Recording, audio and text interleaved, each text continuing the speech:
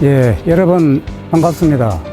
저는 한국선비문화연구원에서 일하고 있는 박태갑입니다. 오늘 이 시간에는 선비정신과 현대적 리더십이라는 주제로 여러분을 만나게 되었습니다.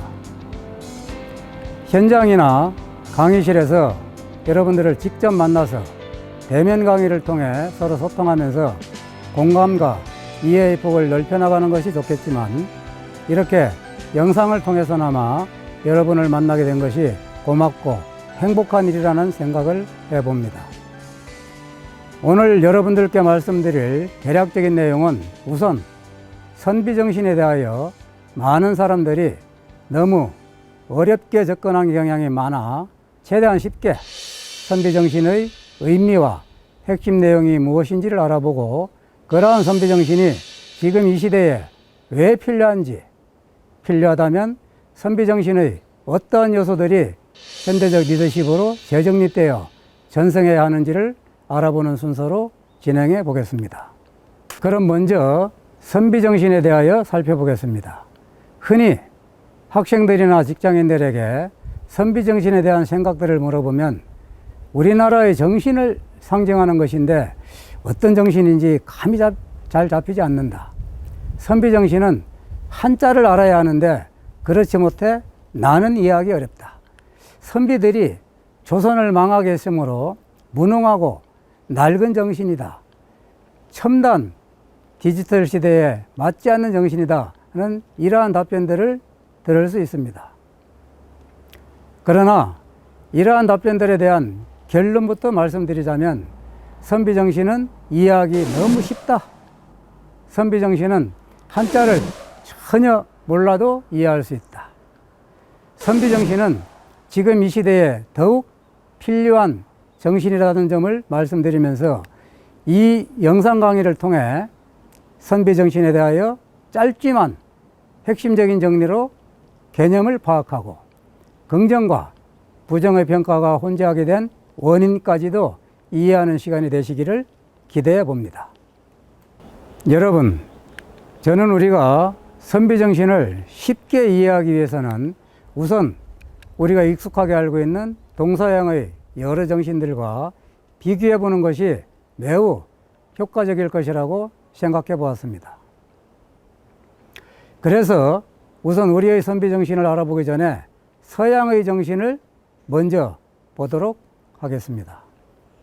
지금 여러분들이 보고 계시는 장면들은 17세기 유럽의 기사 이야기를 다룬 세르반테스의 소설 돈키호테의 내용입니다. 당시 유럽 사회를 지배했던 기사도 정신에 탐닉한 알론조가 자신이 바로 세상의 비리를 바로잡을 기사 돈키호테라고 착각하여 늙은 말 로신한테를 타고 시종 산초와 함께 유랑하며 온갖 모험과 진기한 실패를 거듭합니다. 풍차를 보고 거인들로 착각하여 공격하고 양떼무리를 모래먼지를 일으키는 대군의 무리로 착각하고 기우제 행렬을 기부의 납치 사건으로 오인하여 구출작전을 벌이는 등 그야말로 무모함과 황당함으로 조롱의 대상이 되는 내용입니다. 그는 엉뚱한 기사였으나 자기가 꿈꾼 이상에 대한 신념을 잃지 않았습니다. 그는 예의 바르고 정의를 사랑하는 광인이었습니다. 머리 좋고 타락한 기사가 아닌 돈키호테의 광기 어린 순수한 행동이 주는 해악과 감동을 주는 것, 그것이 바로 이 소설의 매력입니다. 이 소설에서 풍자한 당시 유럽의 정신이 바로 기사도 정신입니다. 배경 사진을 보시면 누구라도 기사의 느낌을 잘 알 수 있을 겁니다. 참으로 위험 있고 멋있어 보입니다. 이러한 기사란 이상적인 품성과 자격을 갖춰 군주를 호위하고 군주의 명령을 대행하는 사람으로서 이상적인 품성의 조건이 바로 용기와 정의, 겸손과 예의 등을 강조하는 기사도 정신이었습니다. 신분이 상승하는 기사라는 자기를 부여받고 무기 소지가 허용되며 명예의 상징이 되기도 한 기사도 정신은 한때 유럽의 정신으로 많은 사랑을 받았습니다. 그러나 기사들이 지나친 우월감으로 하층민을 무시하고 개인적 출세를 위해 정의롭지 못한 행동으로 오로지 상급자와 군주에게 맹목적인 충성을 하는 형태로 변질되는 폐단이 나타나면서 오늘날에는 기사도 정신이 크게 주목받지 못하고 있습니다. 이처럼 기사도 정신은 그 훌륭한 정신과 실천 덕목에도 불구하고 군주나 상관 등 특정한 사람에게 맹목적인 충성을 바치는 정신으로서의 한계를 지녔었다고 정리해 볼 수 있겠습니다. 다음은 중세 기사도 정신이 퇴주 후에 나타난 신사도 정신을 보시겠습니다. 앞서 기사도 정신도 주로 기사라는 남성의 신분과 직업상 남성의 정신에 국한된 측면이 있었습니다. 신사도 정신도 주로 남성, 즉 신사의 품격을 대상으로 나타난 정신입니다.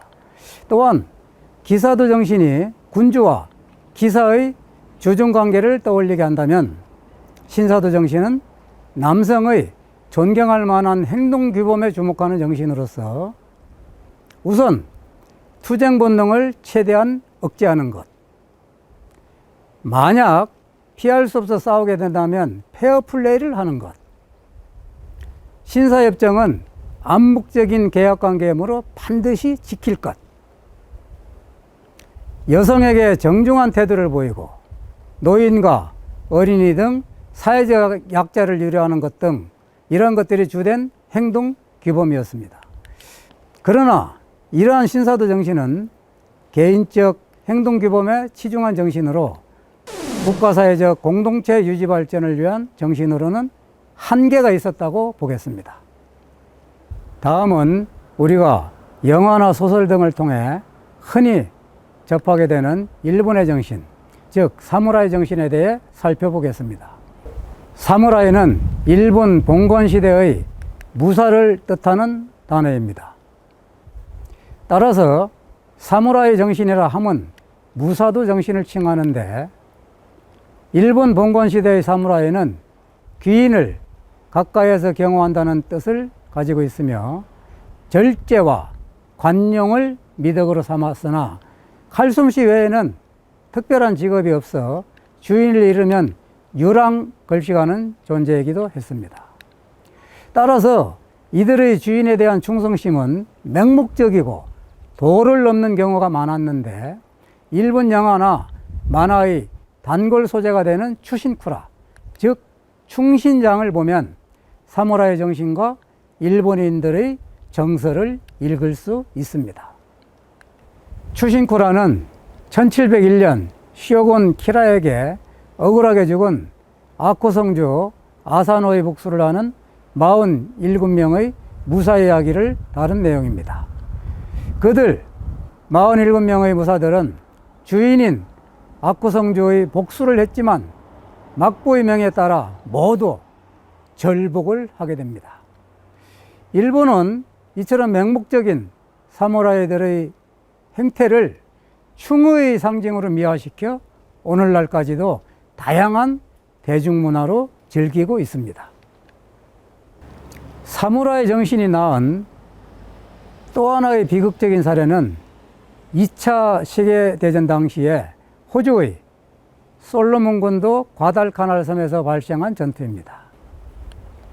1942년 미군 해병 1사단이 탈환하여 지키고 있던 이 섬을 재탈환하기 위해 이츠키 기요나오 대자의 부대 4천여 명이 공격을 감행했습니다. 이때 엄폐물 덮는 백사장 1호 선발대 900여 명이 돌격 앞으로를 외쳐 미군 측 전사자는 불과 43명에 그친 데 비해서 일본군은 800여 명이 전사하였고 이츠키 대자는 자계를 냈습니다. 그리고 남은 병력 3천여 명이 다시 무모하게 돌격하여 전멸한 전투입니다. 세계의 전쟁을 기록한 전쟁사는 이 과달카날 전투를 미군은 정신력이 약하니 사무라이 정신으로 무장한 일본군이 이길 수 있다 하는 오판과 맹신이 부른 참극이었다고 기록하고 있습니다. 또 다른 사례는 사무라이 정신이 부른 태평양 전쟁 가미가제 자살특공대 이야기입니다. 1942년 12월 일본의 진주만 공격 당시 이이다 후시타 대위가 탄 폭격기가 피격을 당했습니다. 그가 생각할 때 피격된 비행기로는 귀환이 불가능하다고 판단하여 미 해군 경납고로 떨어졌습니다. 여기까지는 전쟁사에서 충분히 있을 수 있는 이야기입니다만은 일본은 이후 전개된 출격 시부터 미리 자살특공대의 공격을 상정해서 일장기를 놓고 혈서를 쓰게 하는 등 자살 공격을 미화시켰습니다. 일본은 이들을 사무라이 정신과 숭고한 희생을 발휘한 영웅으로 칭송했지만 국제사회는 비인간적이고 광적인 애국주의의 상징으로 인식하고 있습니다. 이처럼 추신쿠라 47명의 죽음 이야기와 과달카날 전투 그리고 가미가제 자살특공대 등 세 가지 사건을 통해 우리는 사무라이 정신의 한계가 무엇인지를 짐작하기에 부족함이 없다 하겠습니다. 다음은 서양과 일본을 거쳐 우리나라의 정신 이야기로 돌아옵니다. 천년의 역사를 간직한 통일신라의 기반이 되었던 화랑제도가 있었습니다. 젊은 인재들을 선발하여 신라 발전과 삼국통일의 핵심으로 삼은 제도인데 이들을 키워낸 정신이 바로 화랑정신입니다. 화랑정신을 간략하게 말하자면 사군이충, 사친이효, 교우이신, 임전무태, 살생유택이라는 5가지 원칙입니다. 즉 나라에 충성하고 부모에게 효도하며 친구를 믿음으로 사귀고 싸움에는 물러서지 않되 생명을 죽일 때는 가려서 죽여야 한다는 것이었습니다. 이는 실로 앞서 살펴본 기사도 정신이나 신사도 정신, 사무라이 정신과 비교해 볼 때 개인적인 명예나 실리를 떠나 가정과 친구 그리고 국가사회라는 공동체 유지 발전에 필요한 핵심 내용을 담고 있는 위대한 정신임을 느껴볼 수 있습니다. 신라가 문명국가로서 천년의 역사를 유지할 수 있었던 원동력이 바로 이러한 차원 높은 정신에 있었음을 짐작해 볼 수 있겠습니다. 하지만 화랑정신은 신라가 삼국통일을 위해 문부다 무의 방점을 둔 정신으로 시대적 변화에 따라 관점과 해석의 차이가 있어 왔고 지금의 정치사회적 상황하에서는 관심이 비교적 적은 정신이라 하겠습니다. 동서양의 정신과 화랑정신까지 두루 살펴보았으니 이제 오늘날 우리가 다시 주목하는 선비정신에 대하여 최대한 간략하고 쉽게 말씀드려 보겠습니다. 앞서 잠깐 말씀드렸듯이 선비에 대한 이미지는 긍정과 부정의 이미지가 혼재하고 있습니다. 글읽는 학자의 모습으로 철저한 자기소양을 거쳐 대쪽 같은 기계와 의리를 지닌 품격 있는 지식인의 모습과 함께 또 다른 한편으로는 당파와 무능으로 조선을 망하게 한 지도층이라는 이미지도 있습니다. 그러나 이러한 인식의 오류는 대부분 일제식민지 시절 일본이 조선을 통치하기 위해 만들어낸 명분입니다. 즉, 조선의 무능한 선비 지도층을 대신하여 일본이 조선을 통치하는 것이 마땅하다는 식민사관에서 비롯된 것이기에 우리는 이제 잘못된 편견과 오해에서 벗어나야만 합니다. 따라서 이제부터는 조선 선비들의 모습을 살펴보도록 하겠습니다.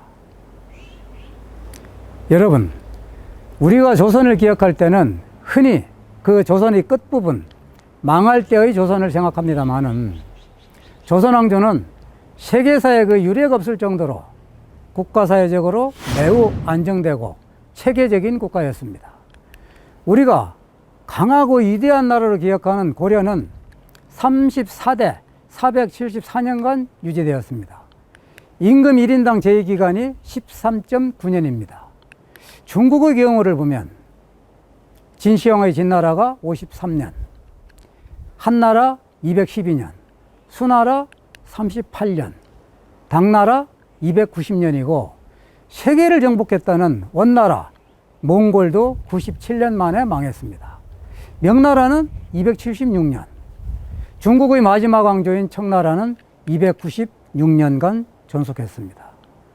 이러한 왕조들에 비해 조선은 27대 519년, 임금 1인당 재위기간이 무려 19년이나 되는 안정되고 위대한 왕조였고, 이러한 조선의 사회지도층이 바로 선비였습니다. 조선은 선비들이 주축이 된 성리학적 명분사회로 선비들은 문학, 역사, 철학 등을 전공하고 시, 서, 화를 겸해 자기 수양을 거친 후에 비로소 치인의 단계, 즉 벼슬이나 학문 연구로 나아갔습니다. 왕권에 버금가는 신권을 확립하기 위해 고차원적인 선비 문화를 정립하고 그럴 만한 위상과 명분을 갖추기 위해 고민하고 노력했습니다. 그러한 명분과 자긍심으로 조선왕조 500여 년을 이끌어온 사회지도층이 바로 선비였고, 그러한 정신이 바로 선비정신이었던 것입니다. 조선을 설계한 혁명가 정도전은 조선 건국의 이념으로 왕권과 신권의 조화를 이루는 새로운 국가 통치 이념과 체제를 표방했고, 그가 지은 법전인 조선경국전에 의하면 백성이 나라의 근본이며 임금의 하늘이라고 설파했습니다. 이러한 사상에 기반한 조선 선비들은 나는 수양을 통해 학문적 성취를 이루었고 의리와 원칙으로 나라 일과 백성을 살피는 일을 감당할 수 있다는 자존감과 긍지를 지녔습니다. 그러한 선비 정신은 앞서 살펴본 기사도 정신이나 신사도 정신, 그리고 사무라이 정신처럼 자기 개인이나 특정인을 위한 맹목적인 충성의 정신이 아니라 나라와 백성이 기준이 되어야 한다는 원칙과 의리를 세우고 때로는 절대 왕권에도 굴하지 않는 용기와 기계로 명분이 있다면 목숨도 내놓을 줄 아는 정신으로서 백성을 위해 나라와 사회라는 공동체의 유지 발전을 이끌어간 차원 높은 정신이었습니다.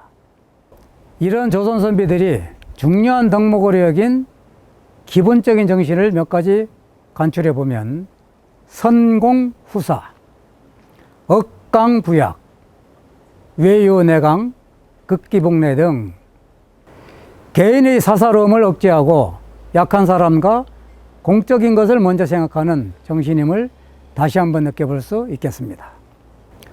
이러한 정신은 선비들의 행동 양식에도 영향을 주었습니다. 선비들은 부정하게 재산을 모으거나 지조와 자기 주장이 없이 시류에 영합하는 것을 부끄러워하고 죽음 앞에서도 할 말은 하고야만은 기계와 함께 자기 절제와 타인을 배려하는 것을 중요하게 여겼습니다. 정리해보면 선비란 학식이 있고 행동과 예절이 바르며 의리와 원칙을 중시하고 관직과 재물을 탐하지 않는 고결한 인품을 지닌 사람을 뜻하며 바로 이러한 정신을 선비정신이라고 하겠습니다. 이러한 정신이 조선왕조 500여 년 관료사회와 국가 주체 세력의 근간이자 사상적 기초였고 공동체 유지의 정신이었습니다. 그럼에도 불구하고 안타깝게도 선비정신은 일제시대를 거치면서 왜곡되고 퇴색되었습니다. 조선이 망하면서 자신감이 상실되고 당파 싸움과 세국주의 등이 식민지 사강과 함께 부정적으로 그려지고 서세동점의 시대를 거치면서 서구 문화의 경제적 풍요를 동경하게 되면서 우리의 전통과 고유의 것들에 대한 문화적 자존감을 잃었습니다. 이러한 내용이 차원이 다른 최고의 정신문화인 선비정신이 왜 그동안 퇴색되었다가 이제야 다시 주목을 받게 되었는지를 설명해주는 대목이라고 할 수 있겠습니다. 이제 우리가 선비란 누구이며 선비정신은 무엇인가를 살펴보았으므로 지금 이 시대에 그러한 선비정신이 현대적인 리더십으로 어떻게 기능하고 계승되어야 할 것인지를 살펴보도록 하겠습니다. 사람은 누구나 한 번밖에 살 수 없습니다. 그래서 어떻게 살 것인가는 누구나 갖는 고민이고 화두이기도 합니다. 참으로 어려운 질문이기에 우리는 선비들의 삶과 정신을 되돌아보면서 자기 인생의 가치관에 대한 해답을 어느 정도 찾아볼 수 있을 것이라고 봅니다.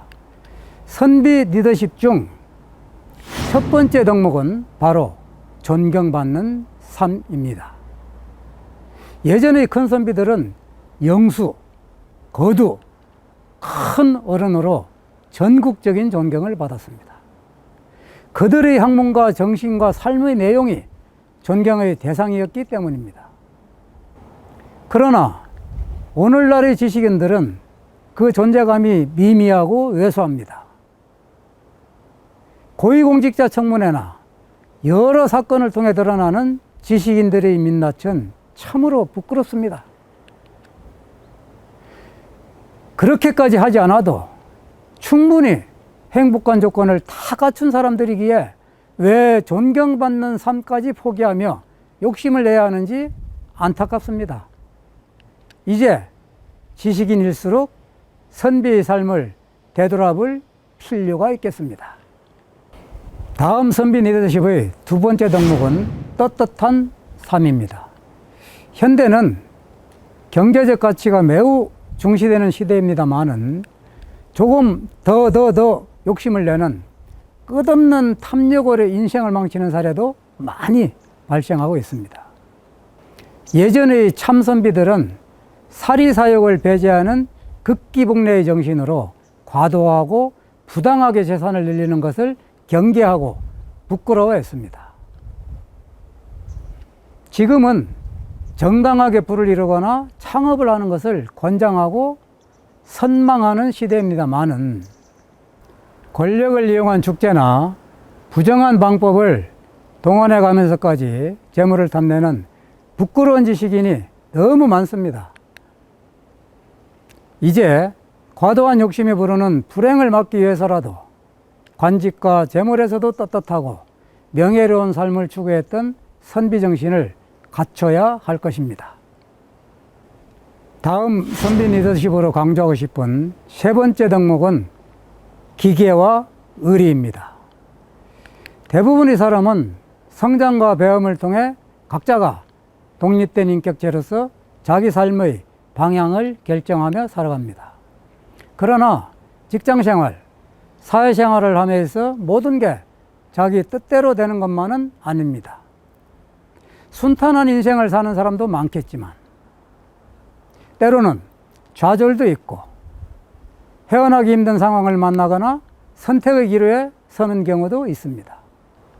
특히 지식인과 사회지도층은 개인적인 삶의 범주를 넘어 공동체의 이해관계에 개입하고 영향을 끼치는 그런 경우들이 많기 때문에 객관적이고 균형 있는 판단과 선택을 해야 합니다. 예전 선비들은 공동체를 위한 명분이 있다면 죽음을 불사하고 직언을 서슴지 않았습니다. 시류에 편성하여 사익을 취하는 줏대 없는 행동을 부끄러워했습니다. 지금의 얄팍한 지식인들과 비교되는 대목입니다. 우선 조금 더 잘 먹고 잘 살고 좋은 자리에 가겠다고 지식과 양심을 팔고 부당하게 재산을 불리는 사람들이 많습니다. 한 번뿐인 인생, 먼 훗날 스스로 자신을 되돌아보는 인생길이 부끄러지 않도록 떳떳하게 살아야 합니다. 이것이 바로 선비정신입니다.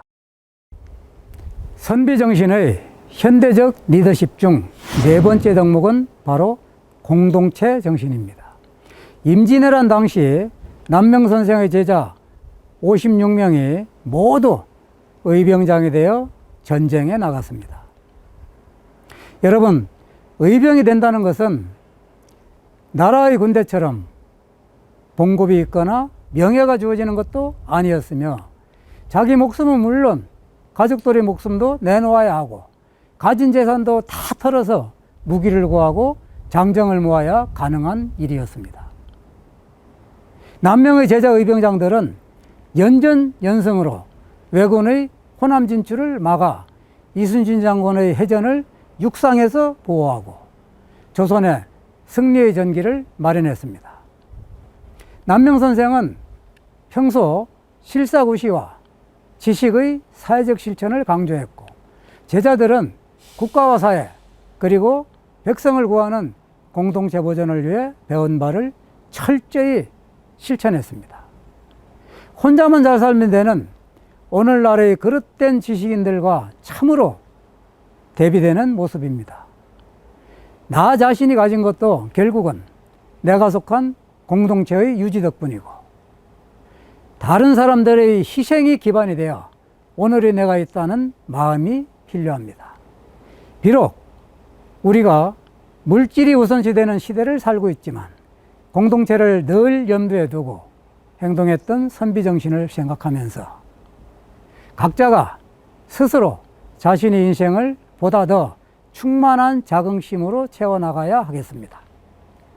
다음 선비정신에서 배울 현대적 리더십 다섯 번째 덕목은 감성을 갖춘 인간성의 조화입니다. 현대사회는 거의 모든 사람들이 출세와 재물을 향해 직진하고 있습니다. 인간성이 메마르고 삶이 거칠어집니다. 옛 선비들은 자기 수양, 벼슬과 함께 시와 그림, 풍류도 겸해서 같이 즐겼습니다. 여유 속에서 관용을, 대자연 속에서 겸손을 배웠습니다. 바로 인간성의 조화입니다. 흔히 경제적 풍류 뒤에 허탈감이 찾아온다고 합니다. 경제적으로 부유해지면 여유가 많아지지만 그건 진정한 마음의 여유가 아닙니다. 정신이 맑아지고 풍요로워지는 마음의 여유를 찾아야 합니다. 이제 우리가 더 행복해지려면 공동체와 개인이 모두 경쟁의 리더십을 버리고 선비정신 속에 깃들어 있는 감성과 여유의 리더십을 찾아 실천해 나가야 할 것입니다. 여러분, 우리는 지금까지 이 시간을 통해 선비정신은 무엇이며 그것이 지금 이 시대에 왜 다시 필요한가를 같이 살펴보았습니다. 평소에 여러분 생각처럼 선비정신의 소개 내용이 어려웠습니까? 정말 쉬웠지요? 한자를 많이 사용해서 이해하기 곤란하셨나요? 한자를 몰라도 아무 문제가 되지 않았지요? 그렇습니다. 우리는 단지 한자나 어려운 용어를 쓰지 않고도 세계의 여러 정신과 비교해 가면서 우리의 선비정신이 무엇인지를 느꼈습니다. 물질 위주 세태의 각박한 시대에 우리가 더 행복해지기 위해서는 선비 정신이 오늘날 현대사회에 더 필요하다는 것을 느꼈습니다. 어떻습니까? 강의를 들으신 지금도 낡은 정신이라고 생각하십니까? 선비 정신은 바로 지금 우리에게 꼭 필요한, 그리고 영원토록 우리 민족이 계승 발전시켜야 할 세계적으로도 가장 우수한 정신임을 우리 다 같이 공감하고 가슴에 새기면서 이 시간 마치도록 하겠습니다. 여러분, 대단히 감사합니다.